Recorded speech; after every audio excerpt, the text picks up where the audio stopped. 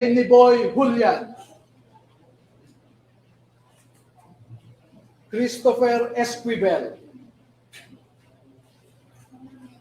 George Villalon Jr., Romeo Romel Bobares,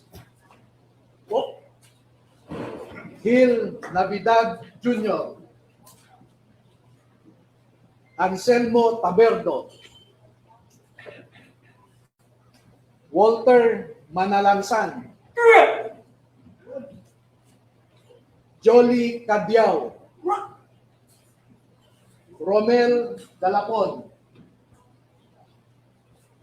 Cecilio Laroder Jr., Bernard Gubban, Crisani Dado, at Fidel Corpus. Meron po silang kasamahan na 12 pa na hindi makakadalo ngayon dahil sa mga personal na rason. Ang dalawa ay meron silang kasama sa buhay na nagtatrabaho pa sa gobyerno at meron silang pag-aalinlangan na maaaring maapektuhan ang trabaho ng kanilang mga asawa. Yung 10 na hindi pa nakadalo ngayon ay tinatawag ko po na second batch. At lalabas din po sila sa tamang panahon. Bigyan po kayo ng halimbawa ng nilalaman ng kanilang affidavit. At kung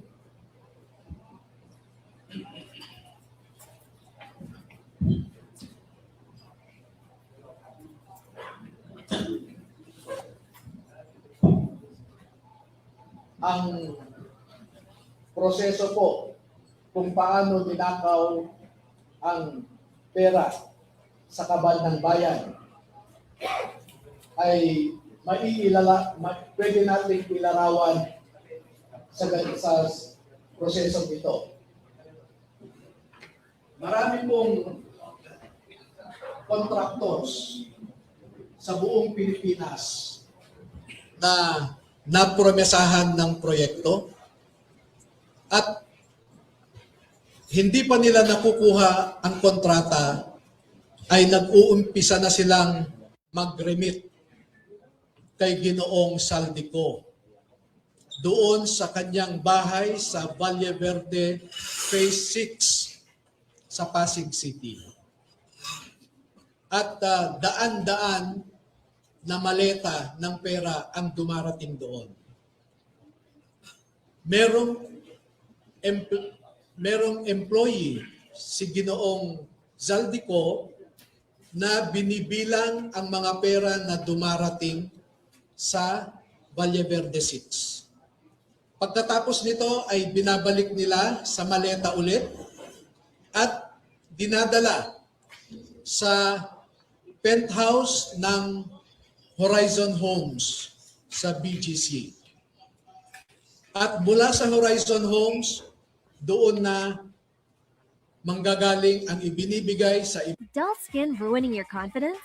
Vaseline Gluta-Hya Serum Burst Lotion with Gluta-Glow and Hyaluron 70 times. Lipunan. Ang halimbawa po ng proseso ay nag-uumpisa sa pagbilang nila ng pera.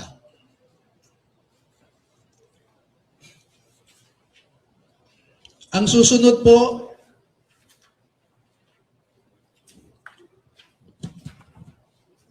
sa larawan sa itaas ay inihahanda ang pera bago isilid sa mga maleta ulit sa Horizon Homes. At yung larawan sa ibaba ay isang halimbawa ng pag-deliver ng pera sa bahay ng isang mambabatas.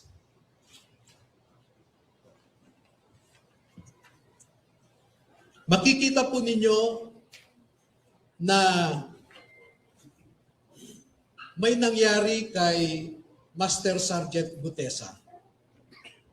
Sa aking na tanggap na impormasyon ay napilitan siyang mag-execute ng isang affidavit na kung saan ay sinasabi niya na hindi siya kasali o wala siyang nalalaman sa mga pagde-deliver ng mga mali-malitang pera. Pero makikita po ninyo dito na siya mismo ay kasama sa pagde-deliver ng pera. Kaya naaawa po ako ngayon sa sitwasyon ni Master Sergeant Gutesa dahil ginawa siyang sinungaling.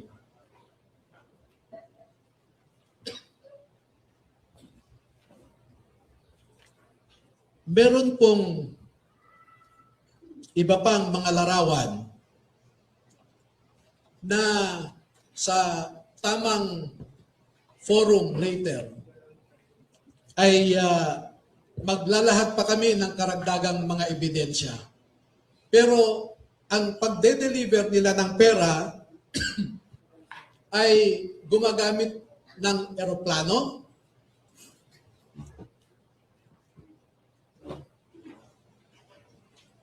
gumagamit din sila ng helicopter,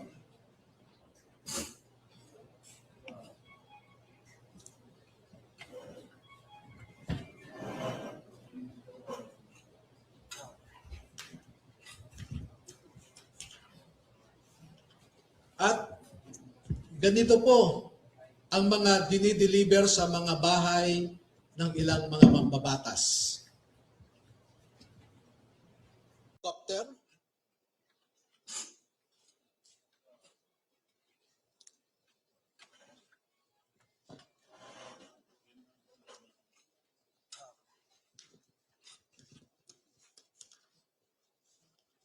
at ganito po ang mga dinideliver sa mga bahay ng ilang mga mambabatas.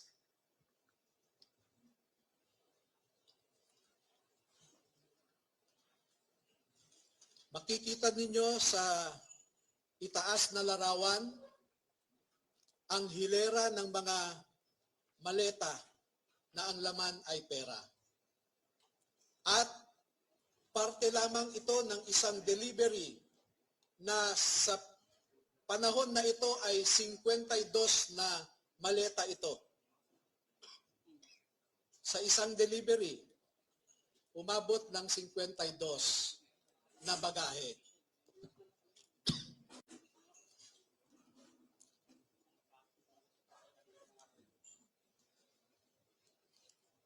Makikita rin po ninyo na ang ating mga ebidensya ay minsan kinukuhanan ang buong bahay ng mambabatas, buong bahay ng mga ilang nasa media, yung tinatawag nating mga media operators.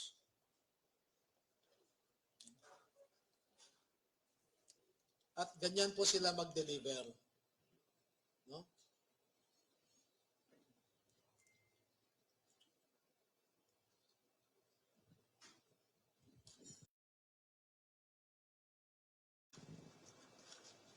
Makikita po ninyo sa ibabang larawan ang mga maleta rin ng pera. At marami pa pong iba na katulad nitong mga larawan. At dito sa taas na larawan ay ipinapakita lamang na yung isang malaking maleta ay hindi kayang o halos hirap na buhatin ng 3 katao.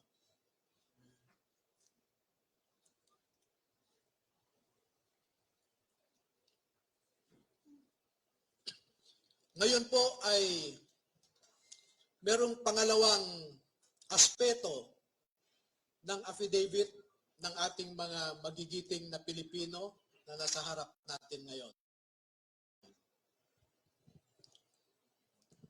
Meron silang mahalagang napansin, naobserbahan, at alam sa kanilang personal na pananaw dahil nasali sila sa isang importanteng operasyon. Ito po ay patungkol sa nangyaring operasyon ng ICC. This one.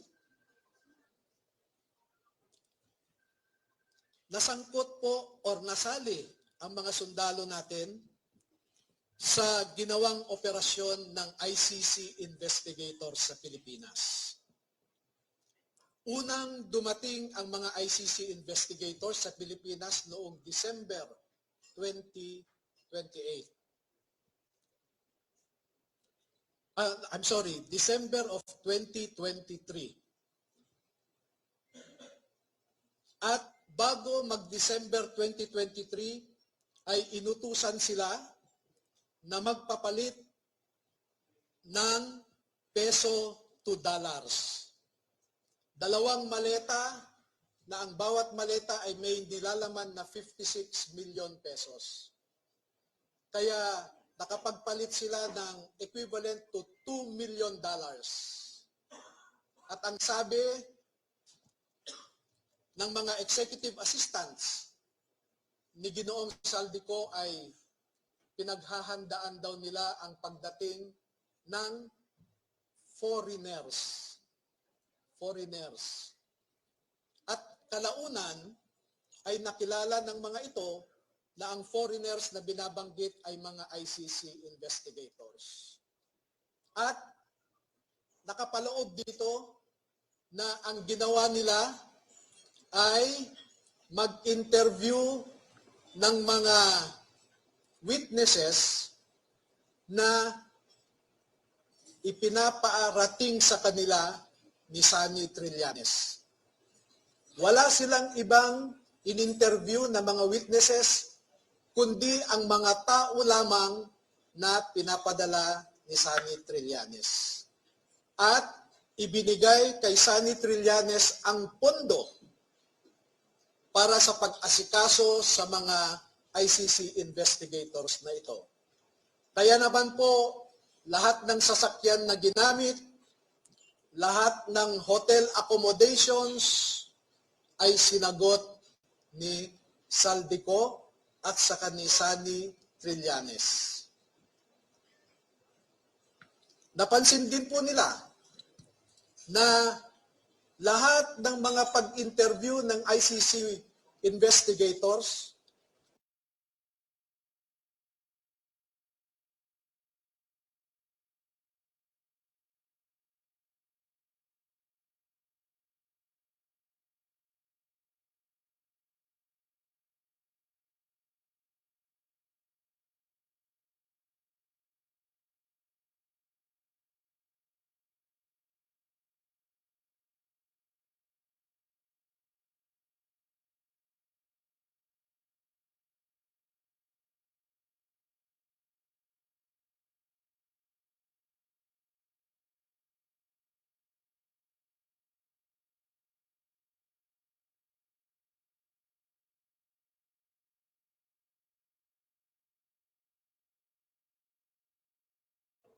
Laroder Jr.,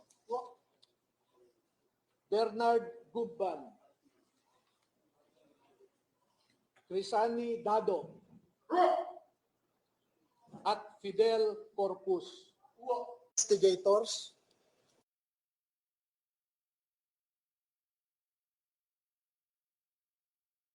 lahat ng hotel, lahat ng mga condominium units ay sinagot ng grupo ni Sunny Trillanes at saka ni Saldico.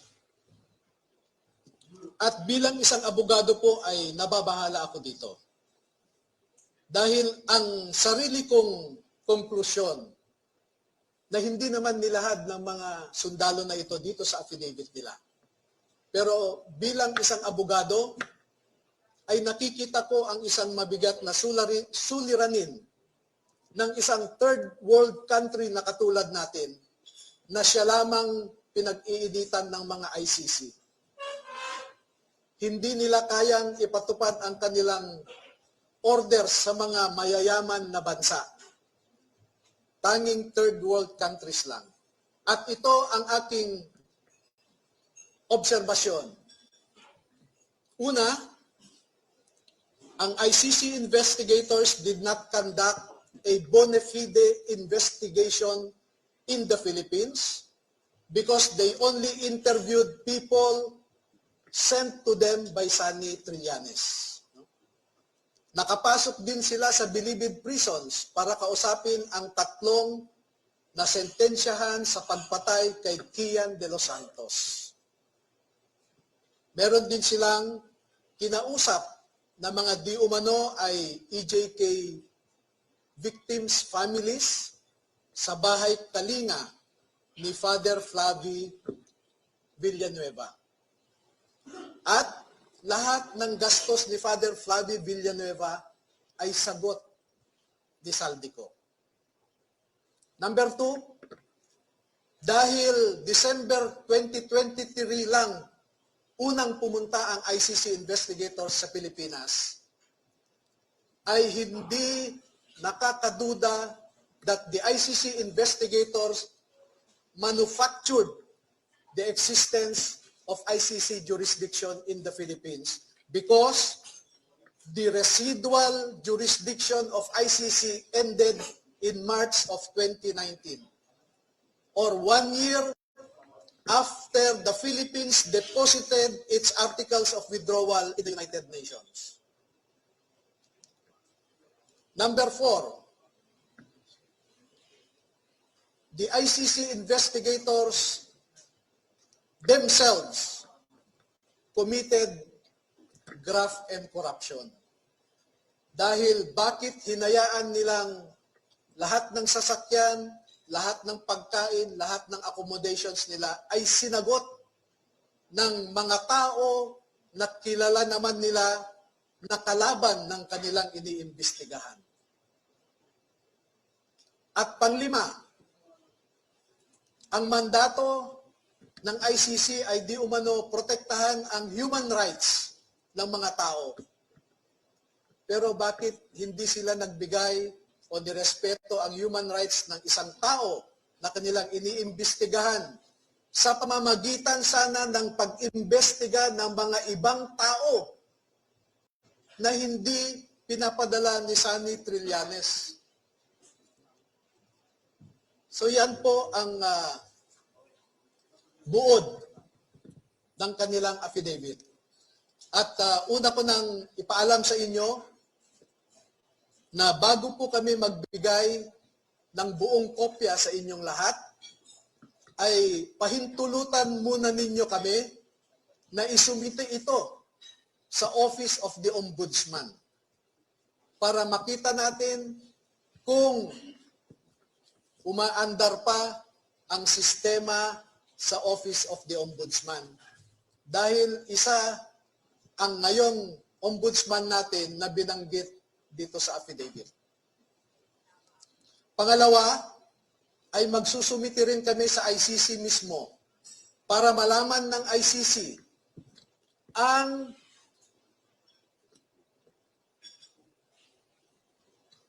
so that ICC will know how the ICC investigators conducted themselves in the Philippines. At panghuli ay magbibigay kami ng kopya sa lahat ng embahada ng mga bansa na kasapi sa ICC para malaman nila kung paano gumalaw ang ICC. Alam naman natin na bawat bansang miyembro dyan ay nagko-contribute sa ICC.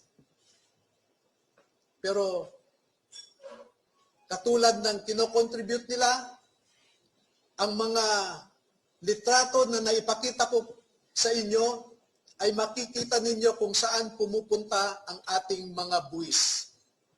Now you know where our taxes go. Now you know at least where our taxes went. Maraming salamat po at magpapaunlak po kami ng katanungan at kung maaari ay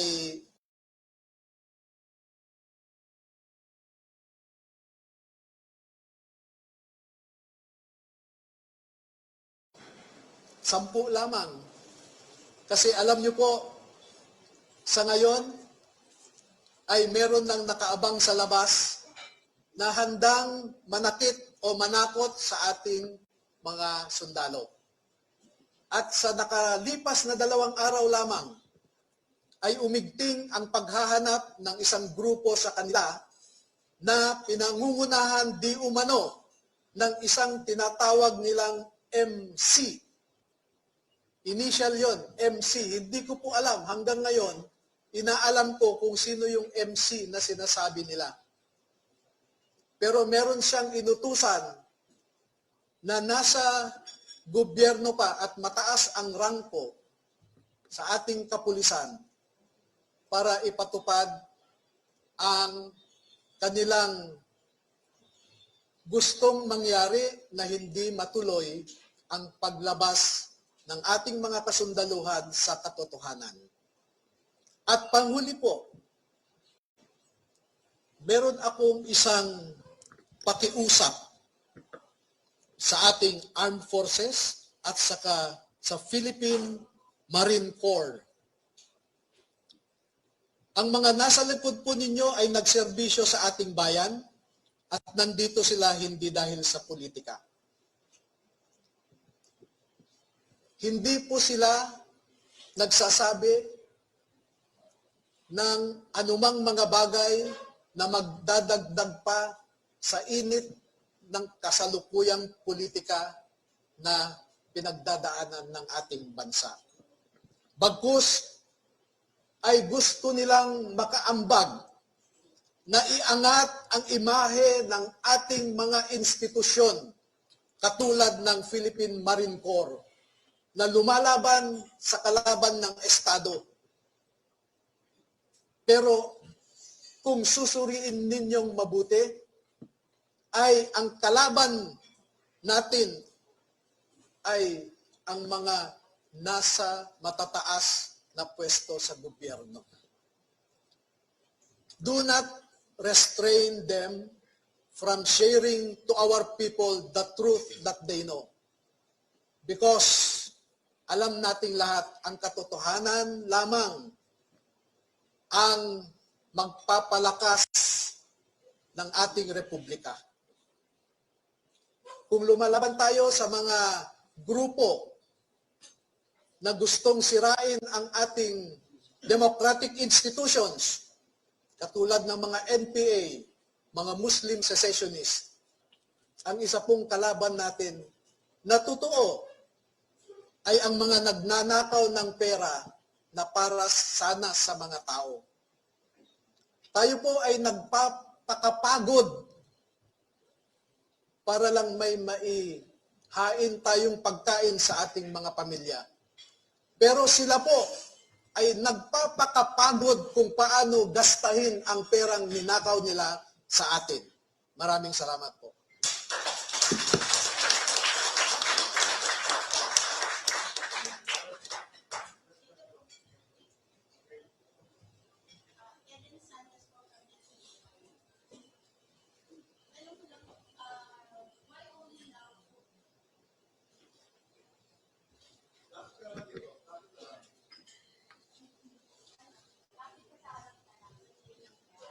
Hindi naka-alis ako.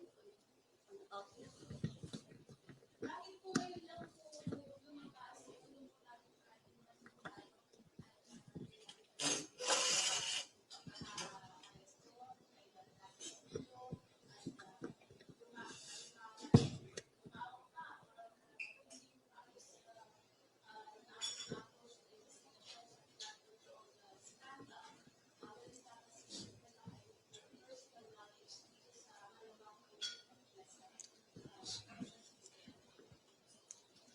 Alam niyo po ay matinding pananakot at paglilinlang ang dinaanan ng mga empleyado ni Zaldi Co mula nung umalis siya sa Pilipinas. At katunayan, yung MC na binabanggit ko kanina ay tinakot ang mataas na opisyal ng mga ito. Kaya sila po ay medyo naguluhan din. Dahil pare-pareho kaming ordinaryong mamamayan lamang at noong nakita nila at nakita ko ang pagtrato ng Senado kay Master Sergeant Orly Gutesa na dapat sana ay inalagaan nila dahil siya ay nagsasabi ng totoo. Ngunit dahil sa politika ay ang kinalabasan siya pa ang naging masama. At katulad ng sabi ko, makikita po ninyo na yung mga nagnanais na mapagtakpan ang katotohanan ay pinilit nila si Saldico na mag-execute ng isang affidavit na nagsasabing ni dating Secretary Mike Defensor at isinabi niya doon na hindi daw totoo ang kanyang sinabi na meron siyang kinalaman o partisipasyon sa pag-deliver ng mga mali-maleta ng pera.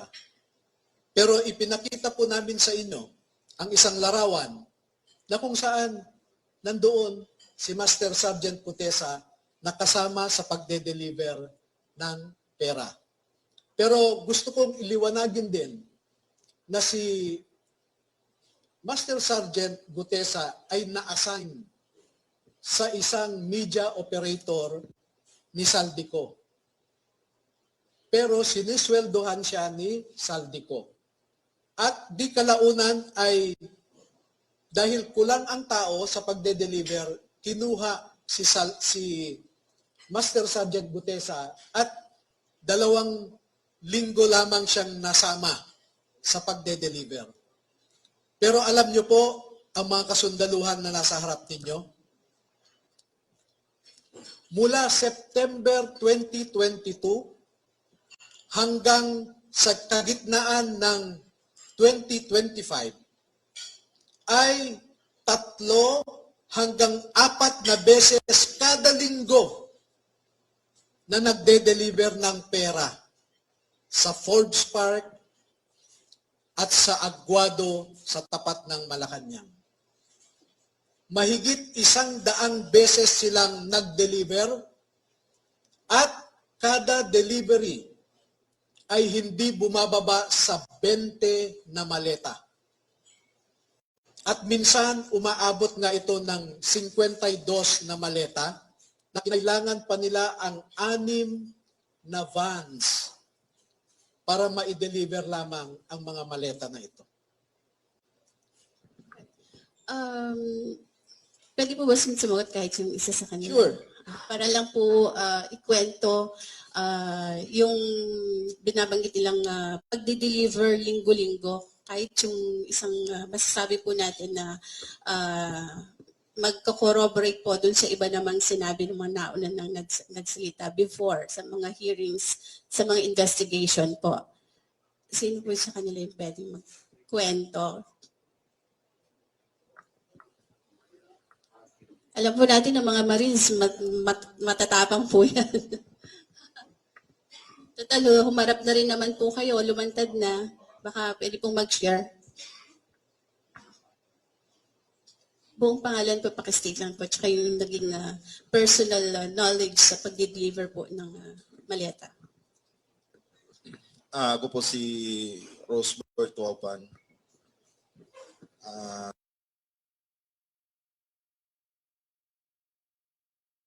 Na-assign ako kay boss since nung na-hired ako sa team niya. Meron kaming group chat na sa team namin kay Boss Elizaldico. Okay. Doon pinopost lahat ng mga kung saan magdi-deliver, kanino, at kung ilang maleta. Yun po. Nakapag-deliver po ba kayo ng maleta sa Malacanang at or sa bahay po ni Pangulong Marcos?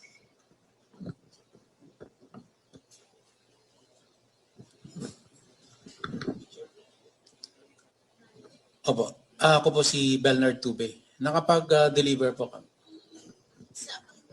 Saan? Ah,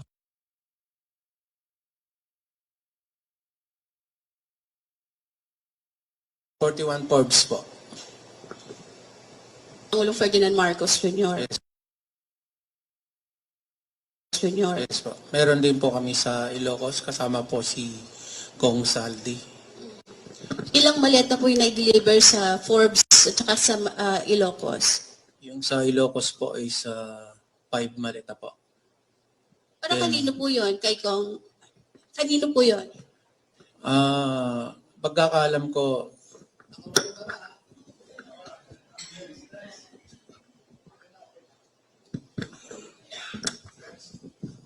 Para maklaro lang, no? Nag-deliver sila sa Ilocos Norte, sa bahay mismo.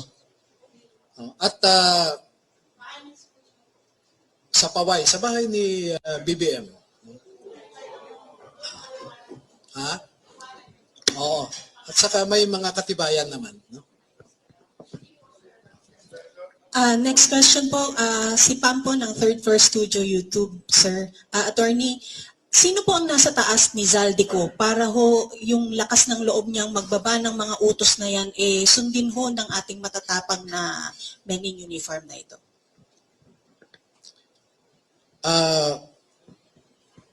Ako po ay, bago ko sagutin yan, no? Para, I want to put in context my answer and why that is my answer. I am a lawyer, a litigator for 26 years. I deal with facts. I don't speak without basis. I do my homework. Nakita nyo naman noong PDAC scam, nakapag-file ako ng complaints sa DOJ laban sa 14 na senador, 198 na congressmen, at 5 cabinet secretaries. Nakita nyo rin ako malamang doon sa ginawa namin laban kay Arnie Tevez. Dahil on my own, I was able to validate about 64 previous killings. Sa ngayon po, as I said, I do my assignment and I do it well.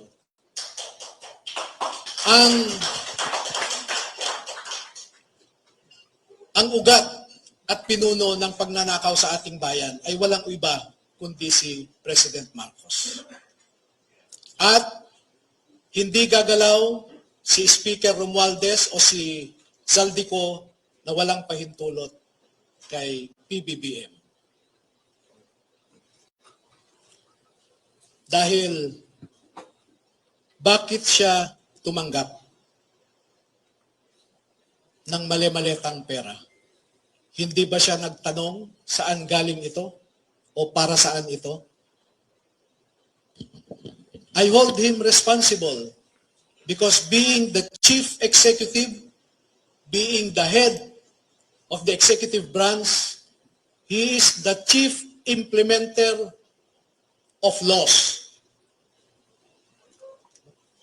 Siya ang walang ibang mag-implement ng mga batas kundi siya, executive. Pero bakit niya hinayaan ang mga ito?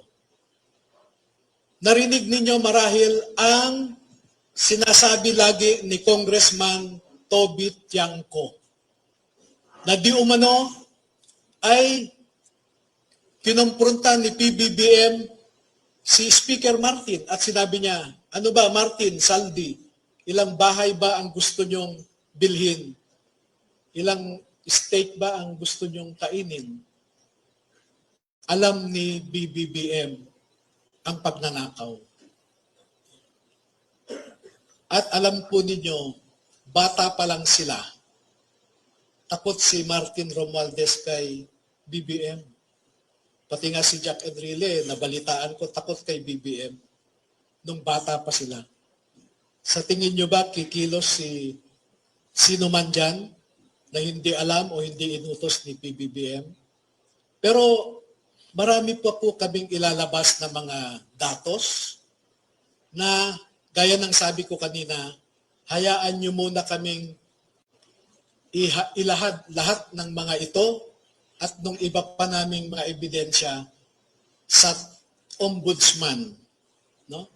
because as a lawyer, I want to hold on to that flicker of hope that certain institutions are still functioning.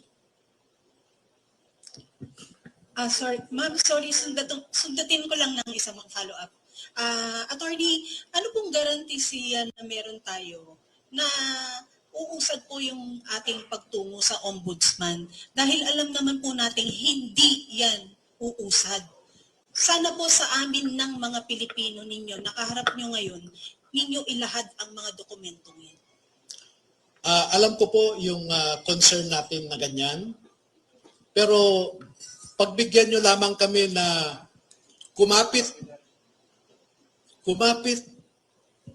sa naiiwan pa nating pag-asa na gumagalaw ang ating institusyon.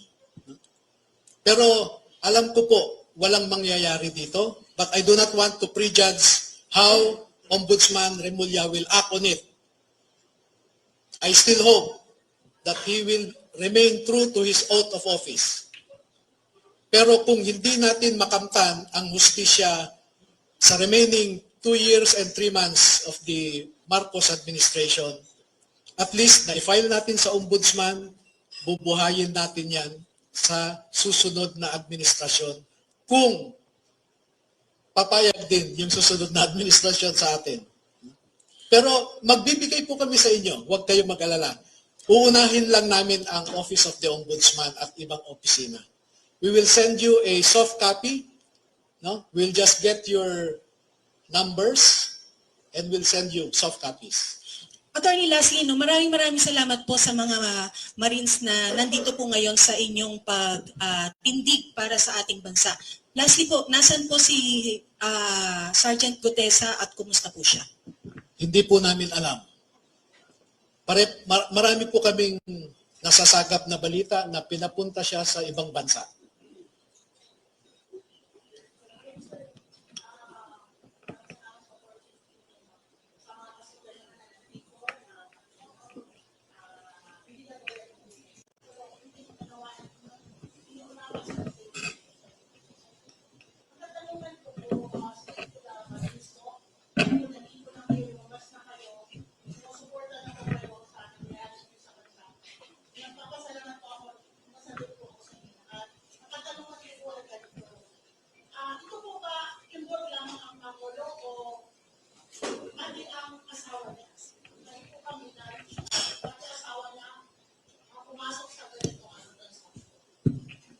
Ako na lang sasagot. Alam niyo po ay iniiwasan namin na isangkot ang mga pribadong individual. No? And I consider the First Lady as still a person outside of government. Okay? So technically, she is not a public official. The same treatment is accorded to some media practitioners who receive, sabi ko nga, hindi naman siya public official, bahala siya sa buhay niya. No? Ang focus lang po namin ay public officials. Bakit? Dahil sila ang pinagkatiwalaan natin na pangalagahan ang mga Pilipino.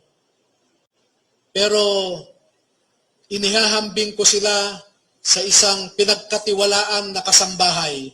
Pasensya na po sa mga kasambahay. Paghahambing lamang ito. Pero nangyayari naman ito sa totoong buhay na pinagkatiwalaan mo yung kasambahay pero pinagnakawan ka niya. Ito, mas masahol pa sila.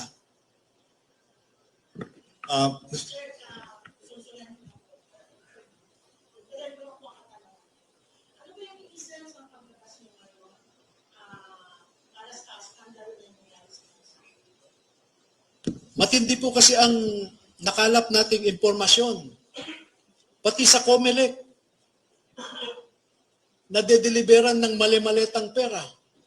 Paano pa tayo aasa na o maniniwala na ang mga nakaupo ngayon sa pwesto ay tunay na halal ng taong bayan? Yung anomalya po sa COMELEC as early as the elections of 2016, I participated in the gathering of evidence to prove the Smartmatic anomaly. And you can ask now Senator Soto,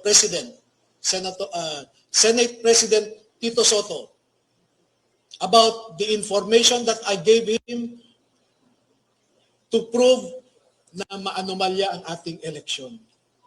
Meron po kaming ebidensya na ibinigay sa Senado na isipin po ninyo bukas ang halalan, pero may mga vote counting machines na kahapon ay nagtatransmit na. At ang prueba namin po dyan ay yung machine lag na ang paliwanag ng COMELEC noong 2018 investigation ay baka po yan ang final testing and sealing noong kinagabihan ng eleksyon. Hindi po pwede yun. No? At ang may mga nakaupo sa Senado ngayon na sila ang nagharang sa investigasyon na yan. At hanggang ngayon, niloloko pa rin tayo ng COMELEC. Seryoso? Hindi. Seryoso. Ang mga senador natin, na-deliberan. Bakit? Alam namin po ang rason. Ang mga mambabatas, grabe. Ang description nga ng mga ito ay matakaw yung ilan dyan. At ang nakaka-insulto po ay yung mga maiingay sa Kongreso ay sila palang matitinding tumanggap ng mali-maletang pera. As I said, the executive, the legislative branches of our government are at their lowest in terms of integrity. Executive, ganun din. May mga perang galing sa mga iba't ibang departamento. Ang tinitingnan lang natin ngayon ay flood control. Tiningnan ba natin ang irrigation, for example? Baka mas matindi ang irrigation projects na anomalya.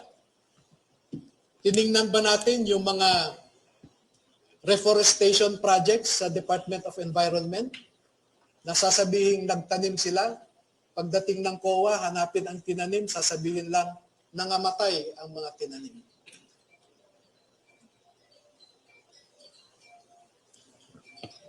Sir Charmaine Abong po from Abante. Balikan ko lang po yung sinabi po na nagpapadala ng maleta kay PBBM. Do we have timeline po kung kailan po nagsimula yon and kung hanggang kailan or natapos po ba ito? Umpisa hanggang very recent, Anong year po ito? 2022. 2022. Hanggang ngayon po? Nung nabulgar na itong flood control anomaly, siyempre na-stop na. 2024 at anong year po? Around 2025, 25. early 2025. Thank you po.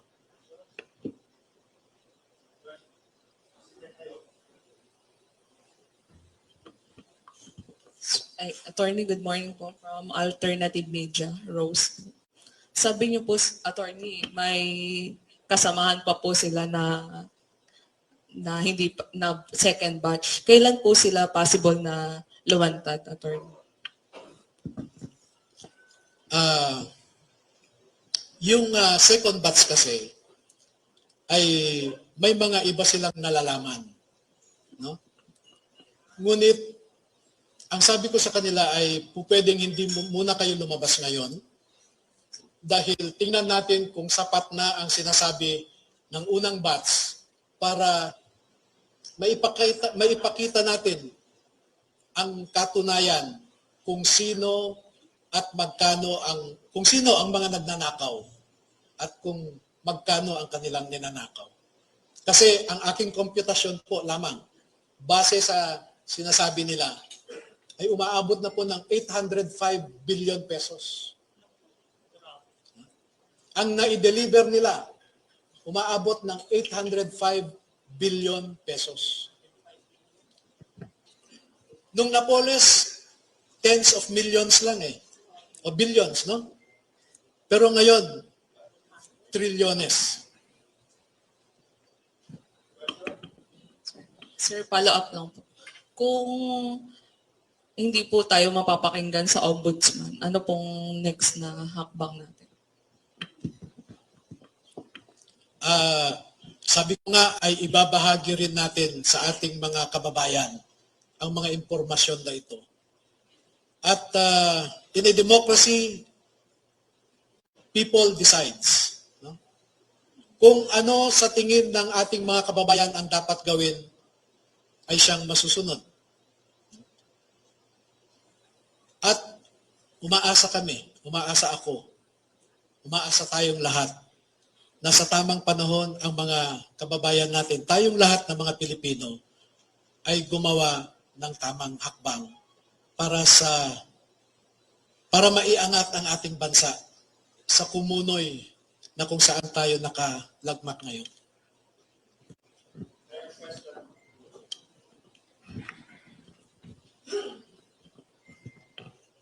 Yeah, Dwayne Dizon from Russia Today, RT International. You mentioned about ICC. I'd like to know if this document po, which will you send to the ombudsman, kasama ba dyan yung ICC complaint? And can you expound more about your expose of the ICC po? Yes, Thank you. we will prove that the conduct of the ICC investigators in the Philippines is unprecedented because they were dined and wined by people who are publicly known to be opponents of the people hosting them. Second, to prove that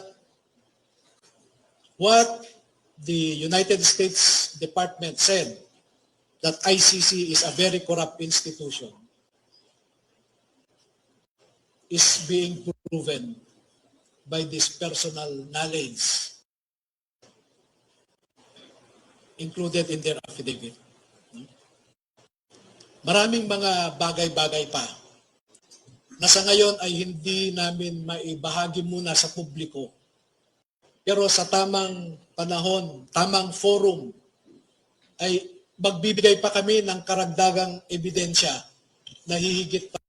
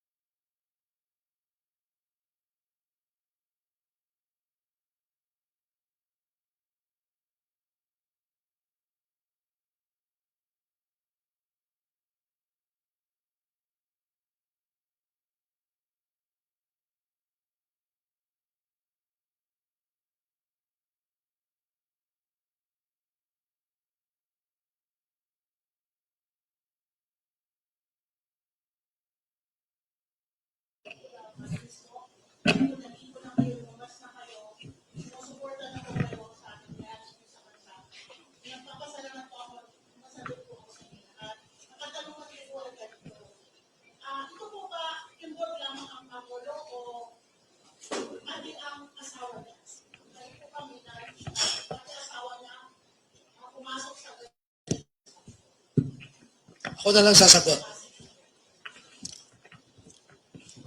Alam niyo po ay iniiwasan namin na isangkot ang mga pribadong individual. No?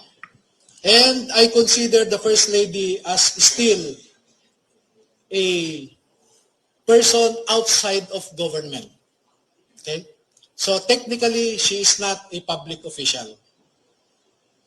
The same treatment is accorded to some media practitioners who received several maletas. At ang sabi ko nga, hindi naman siya public official, bahala siya sa buhay niya. No? Ang focus lang po namin ay public officials. Bakit? Dahil sila ang pinagkatiwalaan natin na pangalagahan ang mga Pilipino. Pero inihahambing ko sila sa isang pinagkatiwalaan na kasambahay. Pasensya na po sa mga kasambahay. Paghahambing lamang ito. Pero nangyayari naman ito sa totoong buhay na pinagkatiwalaan mo yung kasambahay pero pinagnakawan ka niya. Ito, mas masahol pa sila.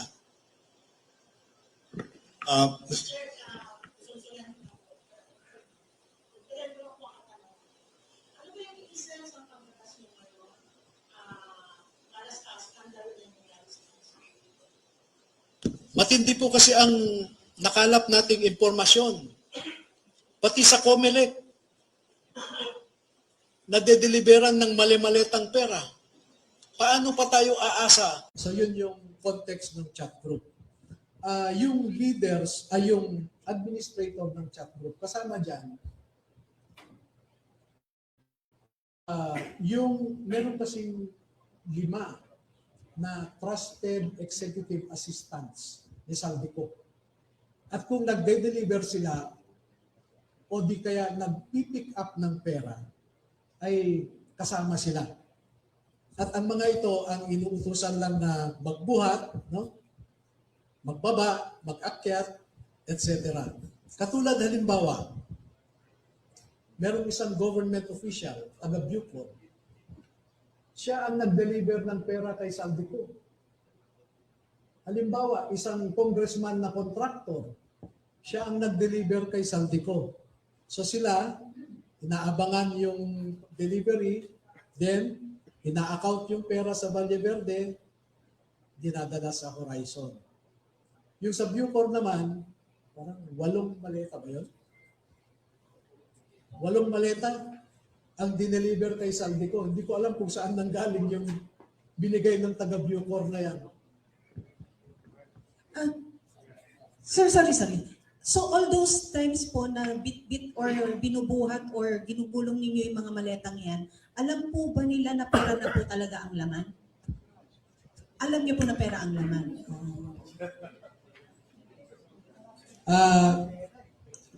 Ito po, no? Halimbawa nito, makikita nyo yung portion na ito, clean-up ko lang. Tuhod yan ng isa sa kanila. Tuhod niya. Nakuhanan nung nag-picture. No? So, alam nila na pera. Magandang umaga sa lahat. Maraming salamat po sa inyo.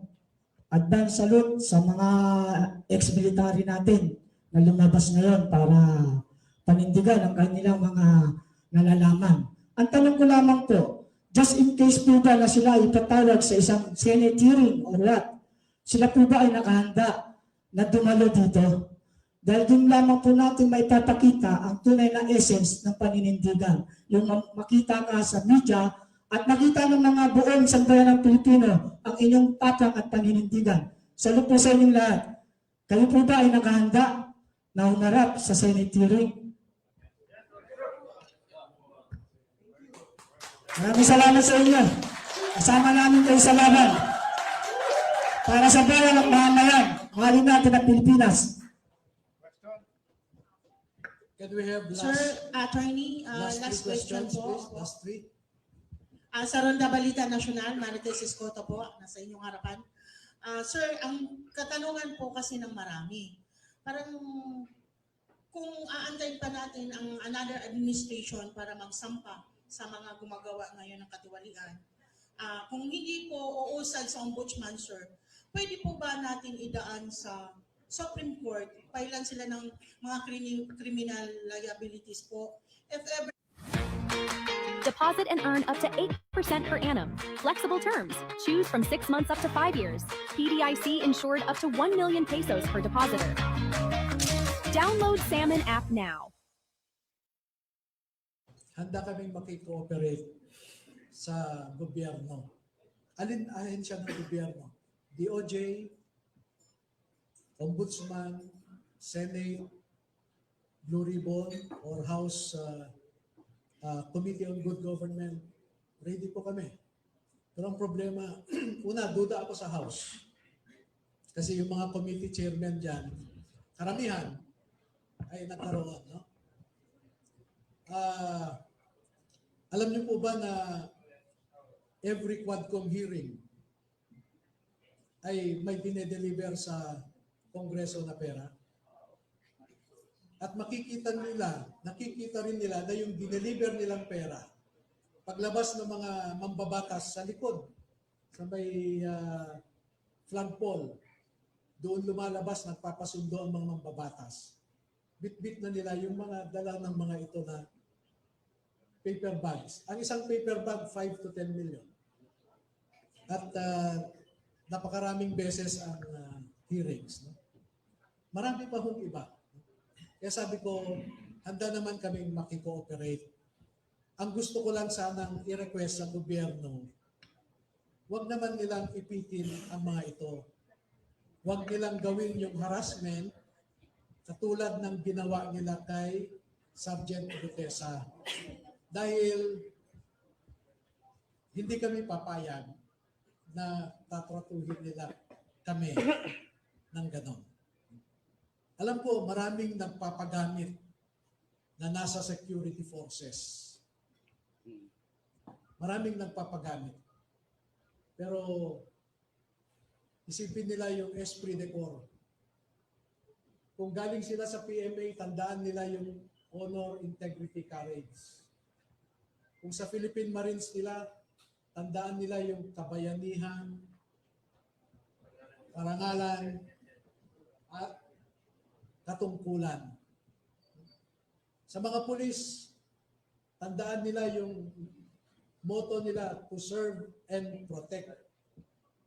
Sa Armed Forces of the Philippines, tandaan nila, ang constitutional obligation nila is to protect and serve the state and the people.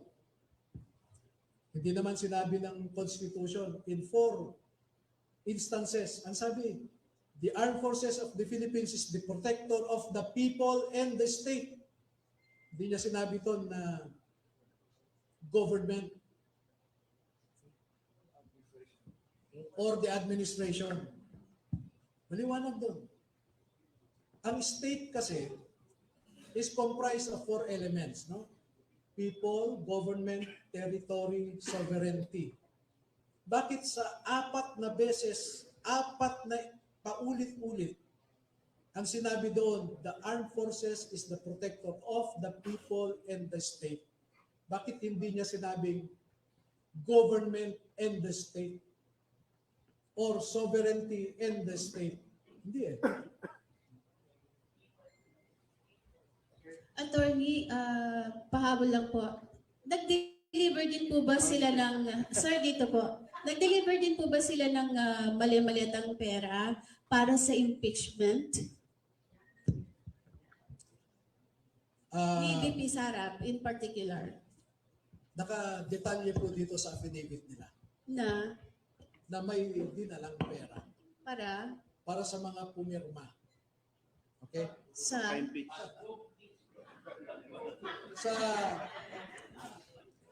Townhouse Units 8 and 9, Polo Club, Manila Polo Club Townhouse, Units 8 and 9, Forbes Park. Ilang maleta po yung dinala doon? Ako po. Parang nagbalik-balik yung 3 vans na unang nag-deliver, bumalik pa ulit. Sabi ko nga po, yung mga tanong nyo kasi lalabas na yung iba eh. So, 2 more questions please. attorneys. Sundutin ko lang po yung tanong ni Ma'am Eden. Ano po. Kasi mismo si Zaldico po ay naglabas din ng kanyang series of videos. Ano ho. At meron din pong screenshot doon na merong release ng mga pera ng March 11, 2024. Sorry. 5 nung kinuha si PRRD. Yun po bang release ng perang yon? Ay, si Sir nakangiti. Yung po bang release ng perang yon para sa specific na yon sa pagpapakidnap kay Tatay Digong? With due respect, and I hope you understand, we will reserve our answer to that because the ICC operation here was very sensitive, very deep, no? Matindi. And gusto kong i-reserve yung ibang mga ebidensya natin tungkol dyan. No? Baka sabihin nilang naninira lang tayo sa ICC. Invest in a lasting glow with Vaseline Pro Age Restore. With Glutaglow, Hyaluron, Sa confirmation of charges. No? All. Agent Morales lang po. Tanong ko lang doon sa mga kasama natin na nasa Marine Corps. Ano? Ayon doon kay Sergeant Gutesa, miyembro siya ng intelligence unit ng Marines. Ilan yung intelligence, yung nakasin sa intelligence dito? Kasi bilang ano, no, katulad ninyo, galing din ako doon sa serbisyo. At sa kabilang doon sa mga dinaanan ko, panay intelligence unit. Ito bang mga ginagawa ninyo? Pumapasok ito doon sa daily intelligence brief na ginagawa ng mga units. Okay, kapatid, no? With your respect, and I hope you understand, there is a security implication for one to claim that he was Intel trained or he is Intel trained. Alam mo yan. No? We will not confirm or deny whether any or all of them underwent intelligence training. Wag na lang. Okay. Attorney, pinakalas po, pwede po ba magsalita isa sa kanila kung ano yung nararamdaman na since alam nila na yung pera dinideliver nila galing sa papunta ng korupsyon, ano po pakiramdam nila habang ginagawa yung mali ayon sa kanila? Pwede po magsalita isa sa kanila po para maunawaan po kung ano yung essence na lumabas sila ngayon at bakit ngayon lang.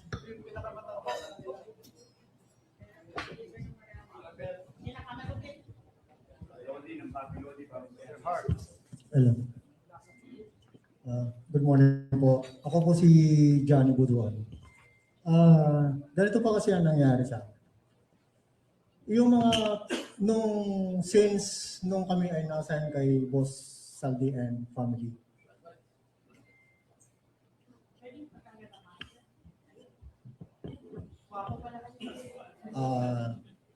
yung mga pera kasi ma'am na dumadating at mga pera kasi yan ma'am is hindi namin alam na galing sa masama. Although kami ay isang empleyado lamang ni Boss Saldi and family. Kaya nung lumabas po yung issue ng flood control na yan, doon namin po napagtanto na yung mga mali-malitang pera na yan namin dinideliver sa mga iba't ibang nakaupo sa ating mga gobyerno ay galing po pala sa nakaw. Pero kung alam po, nung umpisa pa lang na alam po namin yan, siguro naman bawat isa po sa amin ay hindi po tumagal po sa ganyang trabaho. Kami po ay napag-utusan lamang yan sa mga ganyan naming trabaho. Kasi parte po ng trabaho namin yan. Pakiramdam po namin ma'am ngayon na talagang napakasama bilang isang ama para sa aking mga anak na napapunod ako ngayon. Talagang napakatindi na po ang korupsyon dito sa ating bansa. Kaya pakiusap po sana maintindihan nyo kami sa aming layunin para maibsan na po o matapos na po itong korupsyon na ginagawa ng ating gobyerno. Maraming salamat po.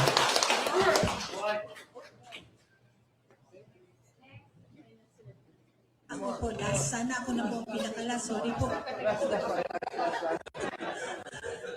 Sana rin, isa rin po sa kanila or ilan sa kanila ang makasagot din po sana. Ano po ang malaking pagkakaiba ng administrasyon ni PRRD sa administrasyon ngayon ni Bongbong Marcos na kayo rin po ay nakapaglingkod?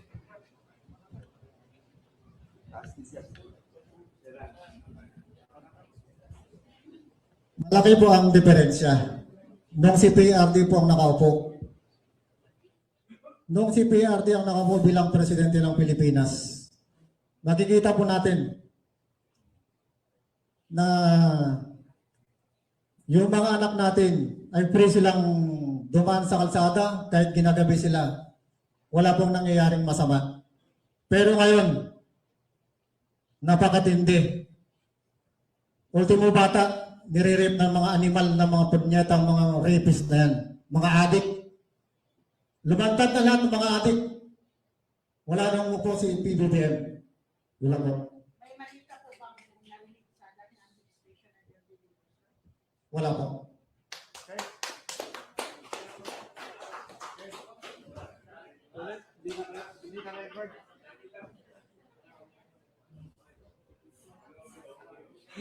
Ambus.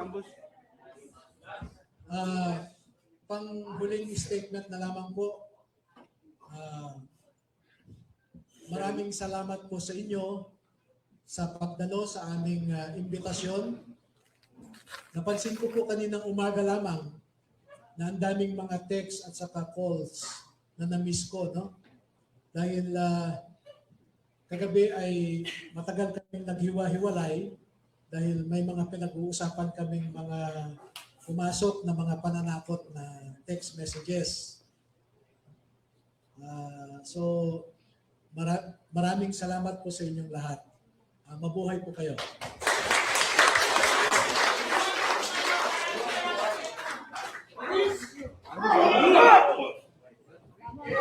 Kakanta po kayo. Papakantayin natin ang ating mga Marines. Pero kakanta po muna sila ng bayan ko. Yun po ang request ng mga kasamahan ko. Na pagkatapos nito ay gusto nilang kantahin ang bayan. Okay, sino mag-umpisa?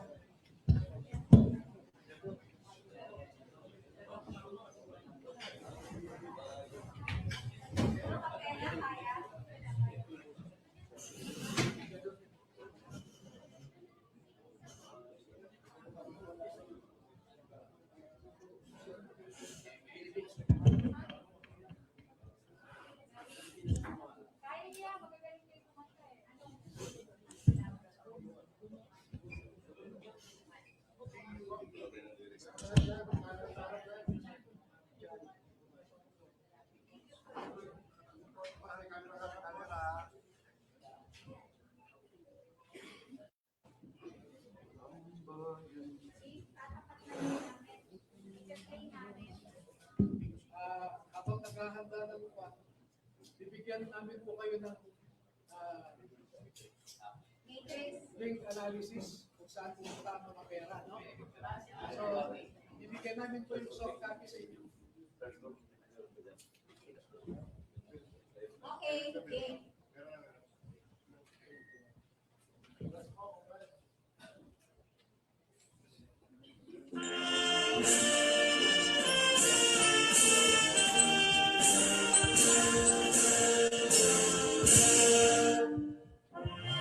Bayan ko'y tanging bitaw, Pilipinas kong mahal, ang puso ko at buhay man.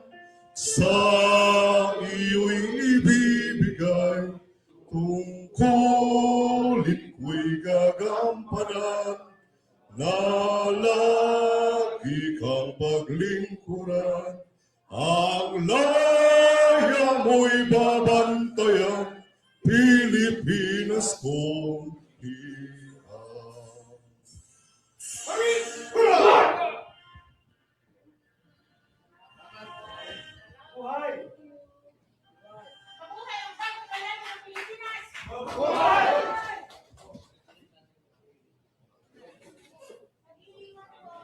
Maraming salamat.